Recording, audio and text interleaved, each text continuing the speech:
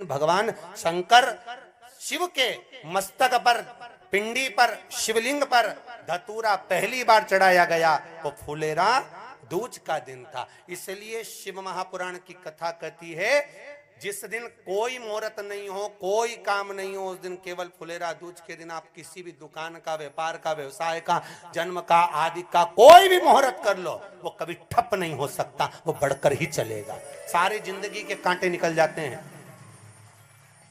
सारी जिंदगी के कांटे समाप्त हो जाते हैं फुलेरा दूज। कहते हैं दुनिया में सब दिन का दान, सब दिन का पुण्य समाप्त हो सकता है, और फुलेरा दूज का दान, पुण्य, सत्कर्म, भजन, कीर्तन, नाम स्मरण समाप्त नहीं होता। चक्कर आ जाते हो, अचानक गिर जाते हो, हापड़ी भराने लगती हो थोड़ा सा चलने पर, श्वास फूल जाती हो ज्यादा चढ़ने पर, उनके लिए विशेष है कि धतूरे की जड़ को, धतूरे का जो फल होता है उसकी जड़ महाराज निकाल कर, धोकर, उसको घिसकर शंकर भगवान पर उसका लेपन कर दीजिए। थोड़ी सी जड़ शिव जी पर चढ़ा दीजिए फुलेरा दूज के दिन। उस जड़ को पानी चढ़ाकर वापिस लेकर आ जाइए। जो मिर्गी का मरीज होता है, जिसको दमे की शिकायत होती है, श्वास की होती है, चलने में हापड़ी भरा जाती हो, फुलेरा दूज के दिन दोपहर के समय पर उसको वो जड़ केवल 3 या 4 बार सुगंध में सुंगा दी जाती है, तो मिर्गी की बीमारी समाप्त हो जाती है, और जिसको दमा श्वास फूलता है उसको भी आराम लग जाता है। फुलेरा दूज के दिन उसके लिए नित्य आनंद का सुख दे जाती है। और भी ध्यान दें, जिसको बहुत भारी बीमारी हो, डॉक्टर कह रहे हैं कि ऑपरेशन की जरूरत है, ऑपरेशन कराना पड़ेगा, गांठ हो गई है, ये हो गया है, वो हो गया है, निवेदन है एक धतूरा फुलेरा दूज के दिन भगवान शंकर के शिवलिंग पर समर्पित करें, और 5 बेलपत्र नंदीश्वर भगवान पर अर्थात भगवान नंदी पर समर्पित करें। जीवन में कितनी बड़ी भी बीमारी होगी वो आगे नहीं बढ़ सकती, ऑपरेशन की जरूरत नहीं पड़ सकती, वो केवल फुलेरा दूज पर होगा, केवल फुलेरा दूज के दिन, उसके सिवाय नहीं। और वो 15 मार्च को है, मौका मिला है, आनंद से। धतूरा होता है विषैला। कैसा होता है? विषैला, बहुत विष होता है धतूरे के अंदर।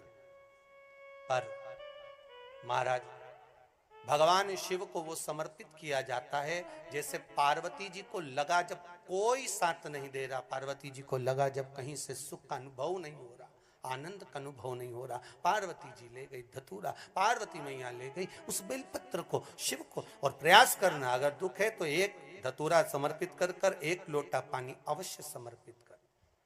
उनके लिए भी कहूंगा जिनको शरीर में दाद हो जाती है, खाज हो जाती है, या खुजलियों का क्रम हो जाता है, उनके लिए भी महाराज धतूरे का पानी, धतूरा 1 लोटे में डाल दो, पानी रख दो उसमें, उसके अंदर थोड़ा सा चंदन डालकर वो पानी शिव जी को समर्पित कर दो। वही पानी को लेकर आ जाइए और कुछ देर तक शरीर में लगाकर बैठ जाइए महाराज। वो केवल फुलेरा दूज का है महाराज, उसको शरीर में लगाकर थोड़ी देर बैठ जाइए, 15-20 मिनट तक। शरीर के अंतर्गत कोई वस्त्र ना हो, उस वस्त्र को उतार कर उसको लगाकर बैठ जाओ। 2.5 से 3 महीने में दांत खाज, किसी भी चर्म रोग होगा वो धीरे धीरे समाप्ति की ओर हो जाएगा। महाराज फुलेरा दूज का महत्व शास्त्र कहता है, भले इसको छुपाकर रखा गया हो शास्त्रों के अनुसार, पर इसकी महत्वता, जो दुकान, जो व्यापार, जो व्यवसाय,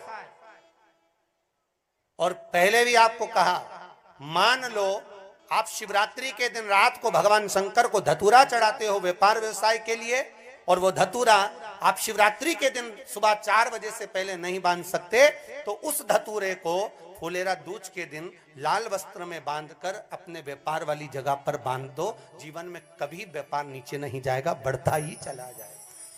और उनके लिए भी निवेदन करूंगा जिनके यहाँ कर्जा बहुत है, बहुत कर्जा है, चूक ही नहीं रहा, पैसा ही नहीं रहा, व्यापार चले तो कर्जा चूके, उनके लिए भी निवेदन करूंगा। 1 धतूरा बेलपत्री के पेड़ के नीचे शिवलिंग का निर्माण कर कर फुलेरा दूज के दिन उस धतूरे को अपनी कामना कर कर हल्दी में भिंगोकर उसको भगवान शंकर को समर्पित कर दीजिए अपनी कामना कर कर। उसी हल्दी की 1 बिंदी अपने साथ में रुमाल में लगाकर अपने व्यापार व्यवसाय की जगह पर लेकर जाइए।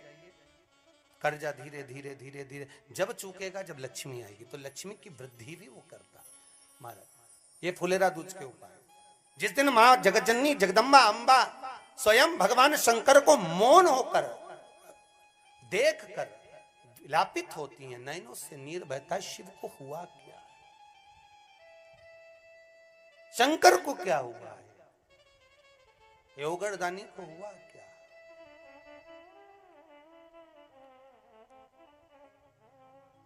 नयन जलता मैं तो बैठी थी गंगा किनारे, मैं तो बैठी थी गंगा किनारे,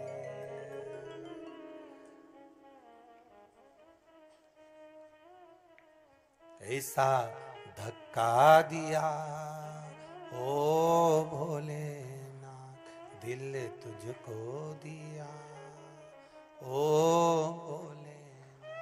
भगवान शिव ओगड़दानी, त्रिकालदर्शी, कैलाशी, अविनाशी, इस चित्तवृत्ति के मन की बात को धारण करने वाले,